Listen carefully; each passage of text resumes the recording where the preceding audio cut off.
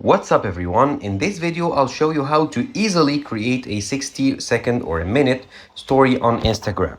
So to do so, there's a tab at the top that has the stories, and the very first one, it says your story and there's a plus icon. If I tap on it here, I can add a story from my gallery, from my camera roll, or like create a new one. So if I tap on camera here, that's the first one. It'll open the camera where I can create a new story. So here I can choose any effect if I want to add text or effect and layouts and so on. Now, if I tap and hold the big white circle here, and there's a timer here that'll go on till 60 seconds. So it gives you 1 minute of recording.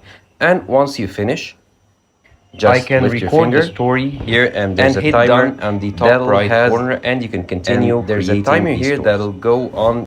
Thank you for watching this video. Subscribe to Online Success and click on the video on the screen for more help.